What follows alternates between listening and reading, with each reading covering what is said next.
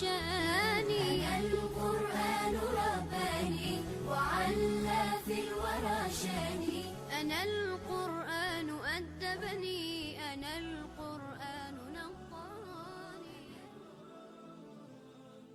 C'est une sourate, vous allez voir que c'est un antidote, au même titre que sourate al-Duha, mais celle-là, c'est un antidote contre le stress, contre l'angoisse, contre la tristesse. Parce que c'est une sourate vraiment, comme son nom l'indique, Ash-Sharh, qui signifie la sérénité, la sécurité et la confiance. C'est une sourate aussi qui nous apprend également, est un remède aussi pour nous, surtout que cette sourate elle est descendue dans un contexte très particulier où le prophète sallallahu alayhi wa sallam faisait face à l'adversité, face à la méchanceté, à l'hostilité de la Mecque, et il avait plus de soutien. Le seul soutien unique, c'est le soutien d'Allah subhanahu wa ta'ala. Et c'est ainsi qu'Allah azza wa jal soulage, apaise notre prophète bien-aimé sallallahu alayhi wa sallam. C'est une vraie thérapie psychologique, c'est un remède spirituel parce que c'est une vraie consolation. Mais c'est une consolation de la part du Tout-Puissant, Allah subhanahu wa ta'ala. Qu'est-ce qu'il signifie d'abord le mot ash-sharh, qui est traduit par l'ouverture? Le mot sharh signifie étymologiquement en langue arabe tout ce qui est étendu, tout ce qui est élargi, tout ce qui est spacieux. C'est ça ash-sharh. Et ici, alam nashrah laka sadrak, on fait référence à la poitrine, on va en parler, qu'est-ce qu'il signifie ce terme dans le langage coranique. Mais tout simplement, il faut comprendre que cette notion de sharh renvoie à toutes ces dimensions de l'élargissement, de l'ouverture du cœur, de l'élargissement de l'esprit, de l'étendue de l'âme. Et à l'opposé, quand on parle d'une ouverture du cœur, à l'opposé, on parle de l'enfermement. On parle du rétrécissement de l'esprit. On parle de l'étouffement de l'âme. Ash-sharh, c'est quoi? C'est cette paix intérieure. Ash-sharh, c'est justement cette tranquillité de l'esprit et cette sérénité de l'âme. Allah Azza wa Jalla dit à son prophète bien-aimé sallallahu alayhi wa sallam, Alam nashrah laka sadra. Alam nashrah laka sadra. Vous constatez que Allah subhanahu wa ta'ala, quand il voulait interroger notre prophète bien-aimé sallallahu alayhi wa sallam, il s'adresse à lui spécifiquement, il s'adresse à nous tous en deuxième lieu, et c'était une sourate qui s'adresse au prophète sallallahu alayhi wa sallam en premier lieu. Allah Azza wa Jalla l'interpelle. Et Allah subhanahu wa ta'ala, il dit Alam nashrah. Nous n'avons pas élargi ta poitrine au sens que Allah Azza wa Jal ne l'a pas interpellé en utilisant un registre affirmatif. En fait, en réalité, c'est comme Allah subhanahu wa ta'ala dit, nous avons élargi ta poitrine, au sens comme nous allons le voir. Mais Allah subhanahu wa ta'ala, il l'interpelle avec un autre langage, c'est-à-dire au lieu de l'interpeller en utilisant un registre affirmatif, nous avons élargi ta poitrine. Le Coran utilise plutôt un registre interrogatif. Nous n'avons pas. Et ça, c'est une façon d'interpeller les consciences. C'est comme Allah subhanahu wa ta'ala, il voulait, quand il interpelle la personne de cette façon-là, c'est qu'il veut lui faire prendre conscience de la valeur de la chose.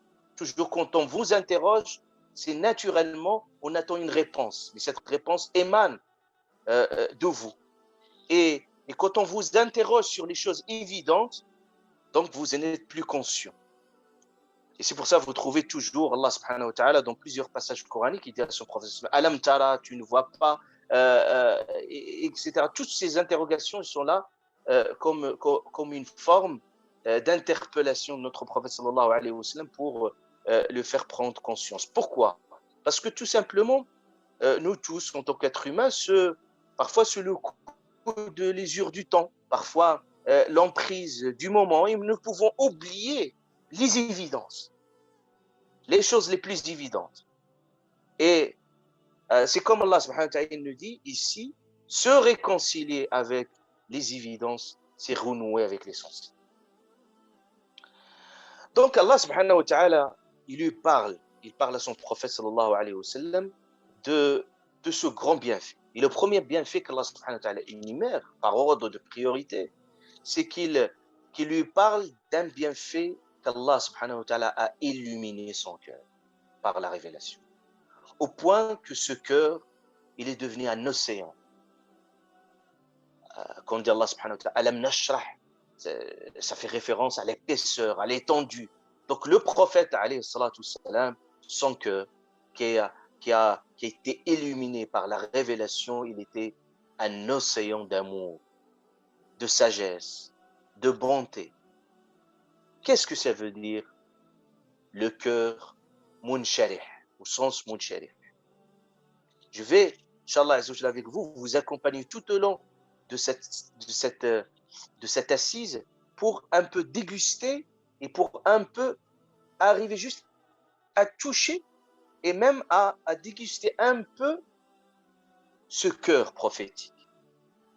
Parce que ce cœur prophétique est le modèle. C'est ce cœur que nous devons avoir, que nous devons travailler, que nous devons transformer. Quel était le cœur au sens de Munsharih, au sens coranique du terme? C'est un cœur, premièrement, vivant. Est un cœur vivant plein de pureté spirituelle. Est un cœur serein, plein de bonté morale. Est un cœur doux, plein de douceur humaine. Le Coran nous donne deux images qui sont essentielles. Et ces deux images qui sont diamétralement opposées pour que vous puissiez comprendre qu'est-ce que ça veut dire un cœur au sens insharah, comme le Coran l'affirme. Vous avez deux images, le Coran. Le Coran nous donne l'image d'un cœur contrarié, crispé, angoissé. Vous voyez, ça renvoie à toute cette notion de rétrécissement, de la fermeture, de l'enfermement. Donc, vous avez un cœur contrarié, crispé, angoissé, déprimé, au bout du souffle. C'est un cœur, en réalité, mort-vivant.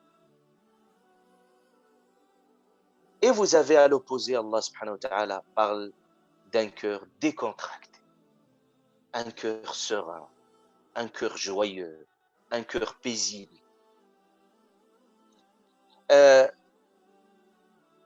Ce cœur, qui a été traduit également par l'ouverture, un cœur serein, décontracté, c'est un cœur qui réceptionne, qui accueille, comme la terre, elle reçoit de l'eau. Un cœur, alam nashrah laka sadrak, également on dit insharah as-sadr, c'est-à-dire le mot as-sharh as-sadr. Allah subhanahu wa ta'ala aussi a parlé de ce terme que insharah as-sadr. On dit insharah as-sadr pour quelque chose.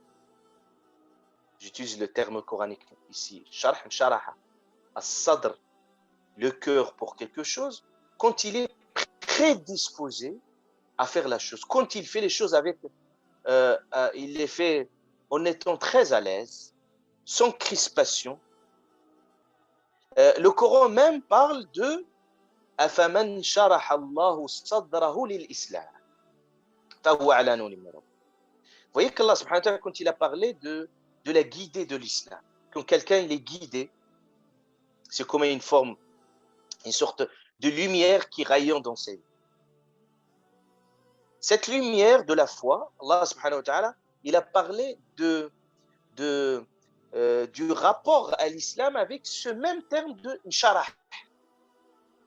C'est justement pour qu'Allah subhanahu wa ta'ala il nous dit que insharah, c'est une sensation quand la foi il habite le cœur. C'est-à-dire quand la foi pénètre la profondeur de l'être, qu'est-ce qu'il va faire jaillir? Donc il va faire jaillir une lumière. C'est pour ça Allah subhanahu wa ta'ala dit أَفَمَنْ شَرَحَ اللَّهُ صَدْرَهُ لِلْإِسْلَامِ فَهُوَ عَلَى نُورٍ مِّن رَبِّهِ فَهُوَ عَلَى نُورٍ مِّن رَبِّهِ. Donc il est Allah subhanahu wa ta'ala فَهُوَ عَلَى نُورٍ مِّن رَبِّهِ. Allah subhanahu wa ta'ala lui accorde cette lumière. Pourquoi cette lumière divine? Parce que cette lumière divine, le cœur, il a besoin de cette lumière divine pour renaître, pour se transformer, pour se métamorphoser. Parce que à côté de ce cœur illuminé, le Coran parle également d'un cœur endurci, aveugle, et pas imperméable à la lumière divine. C'est comme un cœur. Regardez cette image que le prophète sallallahu alayhi wa sallam nous donne de ce cœur. Il dit c'est comme un cœur fantôme, laissé à l'abandon. Même le prophète sallallahu alayhi wa sallam, il dit qu'al bayt al kharib, il parlait même d'une maison qui est abandonnée dans un coin perdu. Vous imaginez que c'est une maison qui fait peur, c'est une maison que personne ne peut s'y approcher. Donc, ce cœur fantôme qui est laissé à l'abandon, c'est pas un cœur serein. C'est un cœur qui est prédisposé à la révolte. C'est un cœur révolté, c'est un cœur ligoté, c'est un cœur encerclé par les soucis. Un cœur brisé, un cœur blessé, un cœur stressé. Alors qu'Allah subhanahu wa ta'ala, à travers cette sourate, il veut nous montrer une autre marque d'un autre cœur, qui vit le bonheur, qui vit la paix intérieure, qui vit la sérénité.